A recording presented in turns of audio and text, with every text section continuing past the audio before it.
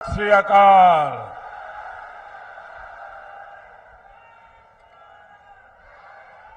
मैं बहुत खुशकिस्मत हाँ कि श्री गुरु तेग बहादुर जी ये पावन चरण छो स्थान अते श्री काली माता जी दे पावन स्थान पटियाला तो मैनू अपने पंजाब दौरे की शुरुआत करने का मौका मिला है।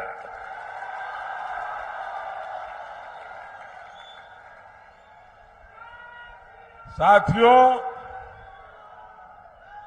भारतीय जनता पार्टी के कार्यकर्ता के रूप में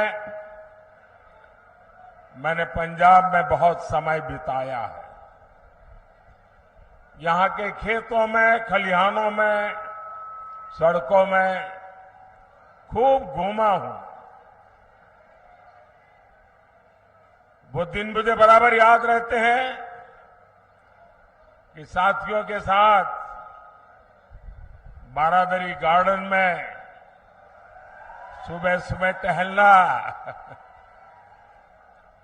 और जोड़ियां भाटिया चौक में साथियों से गप मारना, सारी पुरानी यादें।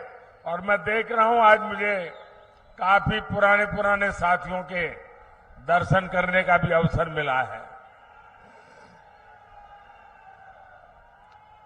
जब भी मैं पंजाब आता हूं, पंजाब से ये स्नेह और बढ़ जाता है। साथियों, देश में 5 चरणों का चुनाव हो चुका है और जनता जनार्दन ने मोहर लगा दी है कि फिर एक बार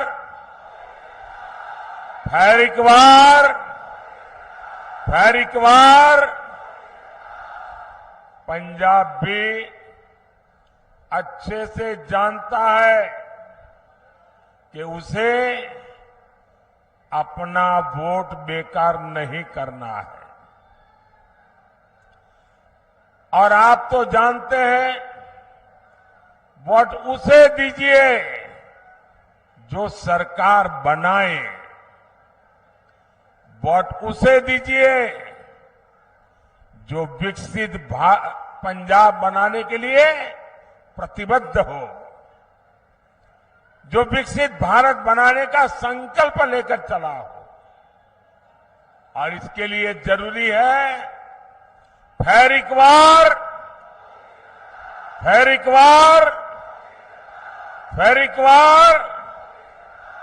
भाइयों बहनों, 24 का ये चुनाव देश का चुनाव है। देश को मजबूत बनाने का चुनाव है और देश के सामने एक तरफ भाजपा और एनडीए है, दूसरी तरफ भ्रष्टाचारियों का इंडी गठबंधन है। इंडी गठबंधन जिसके पास न नेता है न नियत है। एक तरफ मोदी है जो लड़ाकू विमान से लेकर एयरक्राफ्ट कैरियर तक भारत में बना रहा है। दूसरी तरफ इंडी गठबंधन है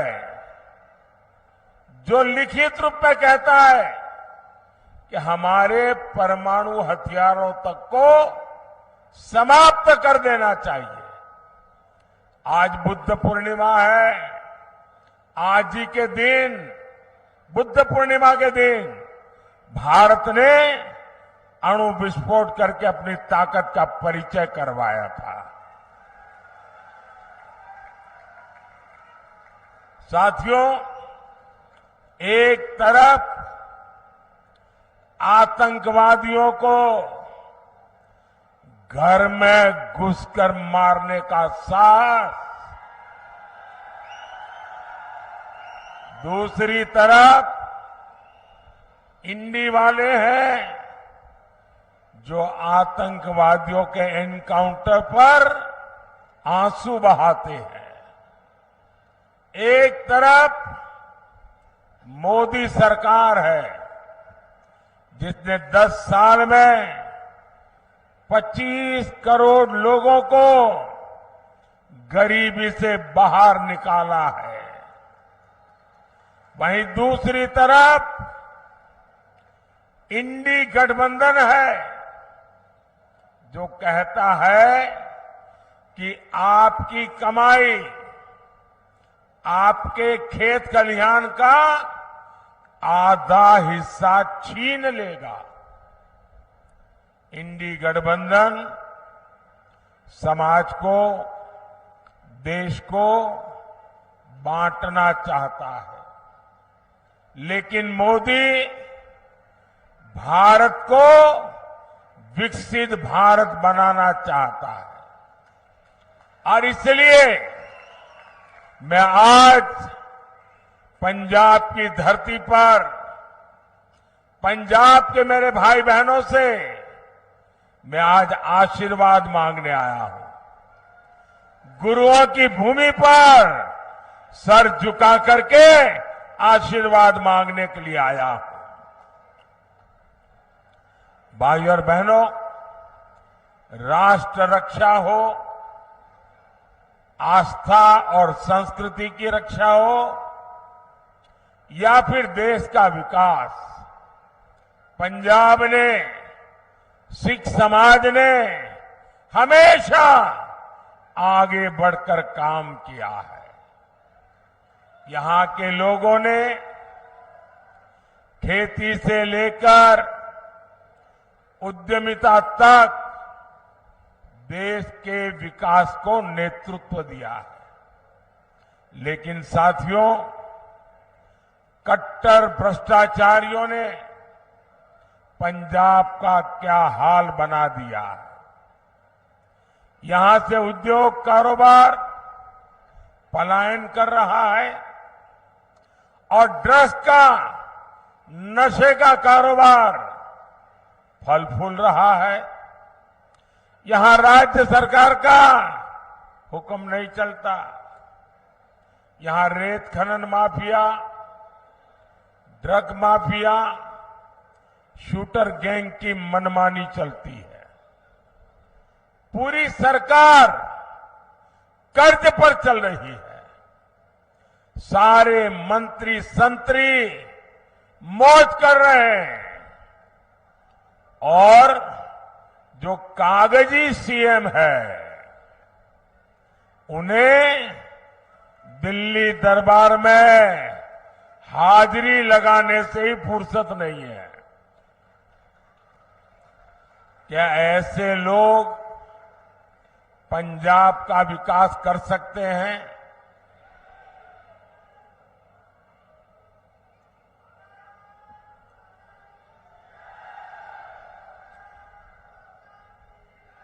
भाई और बहनों, यहां पंजाब में दिखावे के लिए दिल्ली की कट्टर भ्रष्टाचारी पार्टी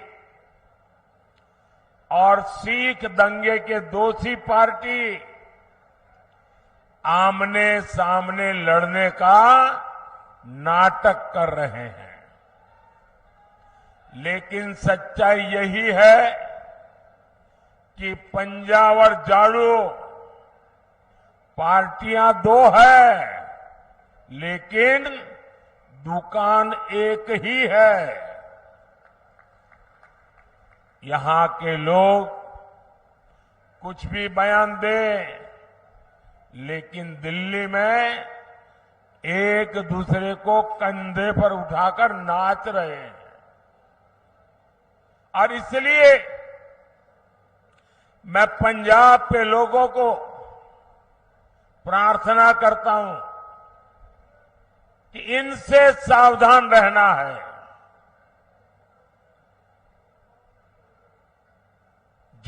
जिसको वो अपना गुरु मानते थे, वो अन्ना साहब हजारे के साथ भी जो धोखा कर सकते हैं, वो दिन में 10 बार झूठ बोल सकते हैं।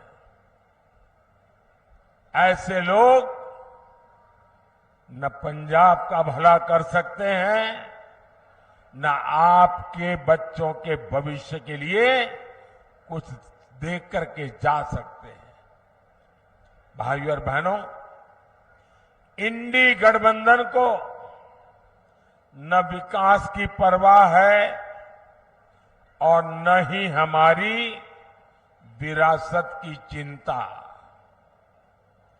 आजादी के बाद दूसरे दिन ही अयोध्या में राम मंदिर बन जाना चाहिए था, लेकिन कांग्रेस ने मंदिर का निर्माण रोका। अब जब मंदिर बन गया तो ये मंदिर को गालियां दे रहे हैं।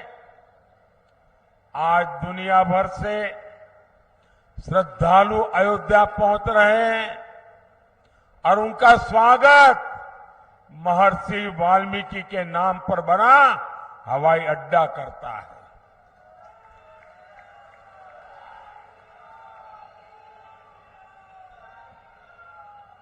लेकिन इन्हें हर उस बात से नफरत है जिससे हमारी आस्था का सम्मान होता हो। साथियों, ये इंडी गठबंधन वाले गौर सांप्रदायिक है,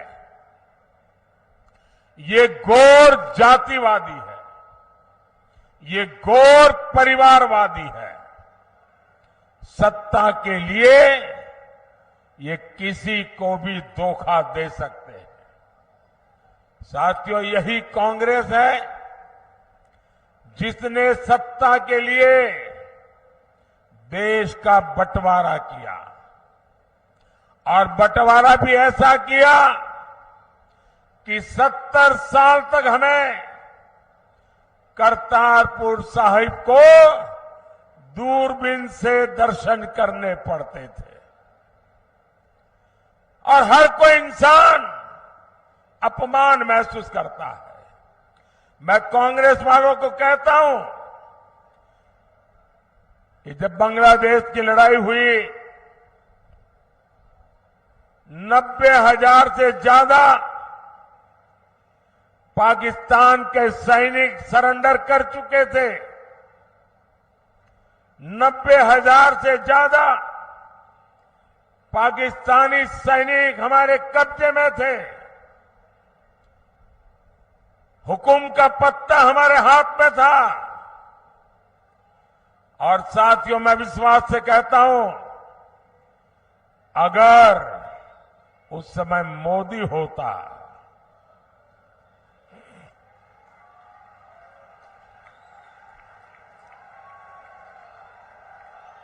अगर उस समय मोदी होता तो मैं इनसे करतारपुर साहब लेकर के रहता, तब जाकर के उनको जवानों को छोड़ता।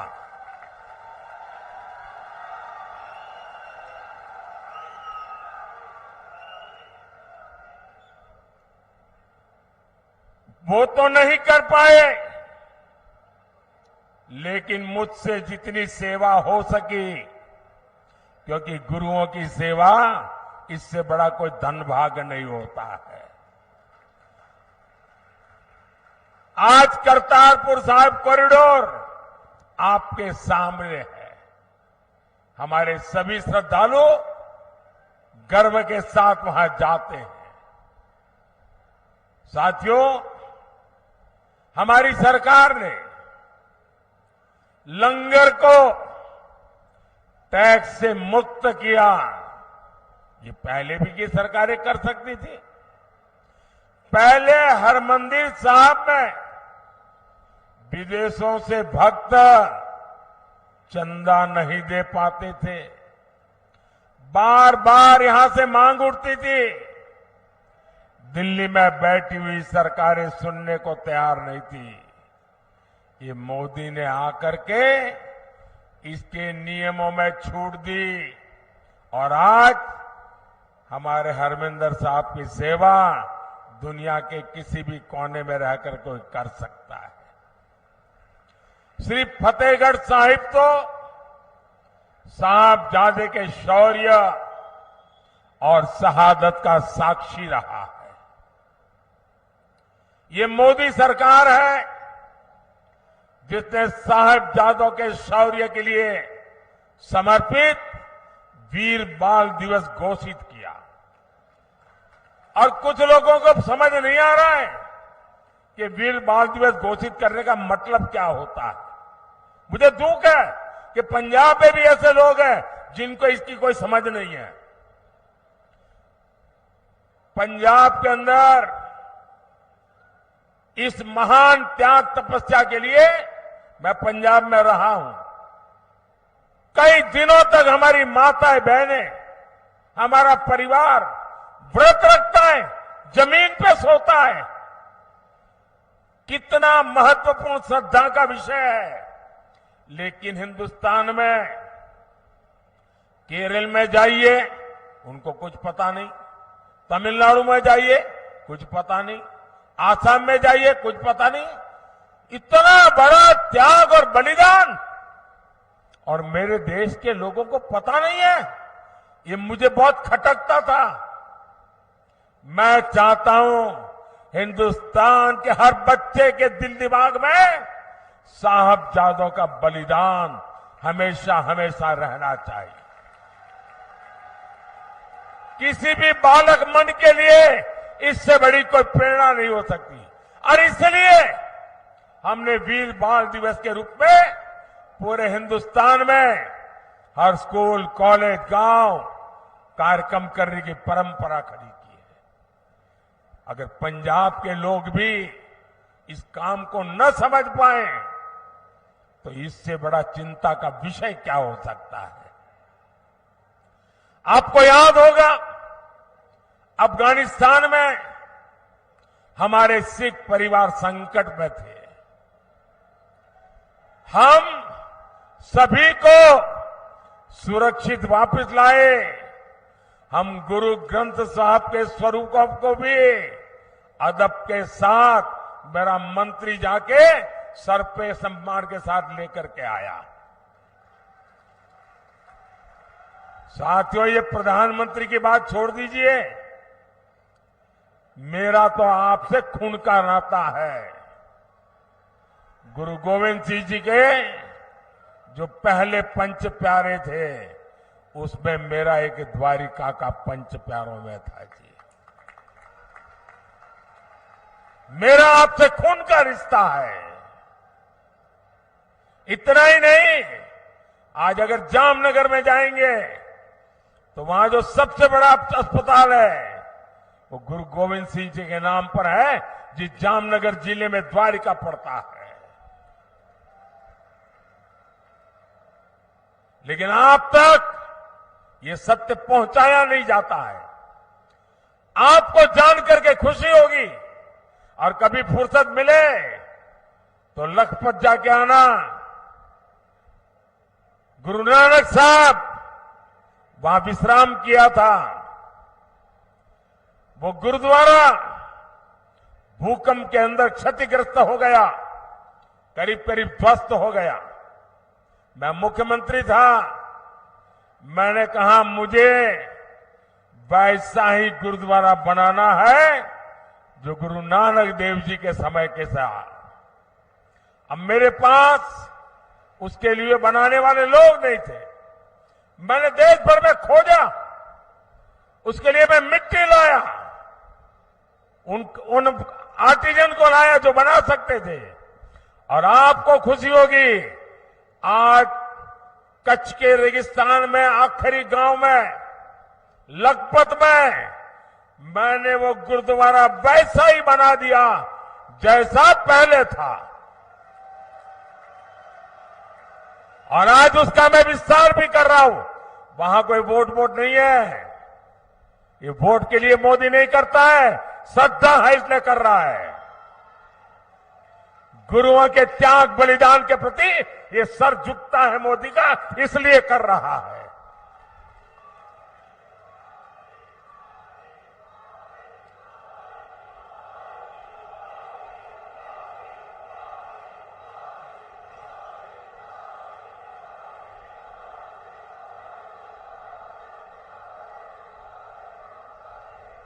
सबका साथ, सबका विकास की यही भावना बीजेपी एनडीए की पहचान है।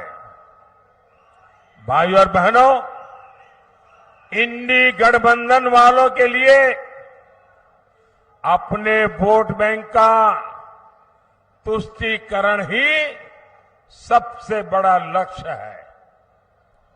बंटवारे से पीड़ित दलित भाई बहनों को, सिख भाई बहनों को मोदी भारत की नागरिकता दे रहा है। आप सोचिए, आजादी के इतने साल हुए, मेरे सैकड़ों सिख परिवार हैं जिनको नागरिकता नहीं दी गई, और आप थोकबंद वोट देते रहे। क्या पाया आप लोगों ने? सोचिए, साफ साफ बात करने वाला कोई मिलेगा नहीं आपको। और इसलिए आज मैं कह रहा हूं, ये लोग सीए का विरोध करते हैं। अगर सीए का विरोध करेंगे तो मेरे सिख भाई बहन जो पाकिस्तान में, बांग्लादेश में, अन्य देशों में प्रताड़ित होते हैं, वापस आते हैं, कौन संभालेगा उनको? मैं उसे मेरा कर्तव्य मानता हूं और इसलिए मैंने उनको नागरिकता देने का कानून बनाया है, वोट पाने के लिए नहीं बनाया है।